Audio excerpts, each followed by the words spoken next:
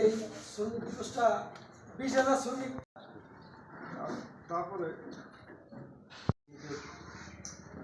সুমিত ভাই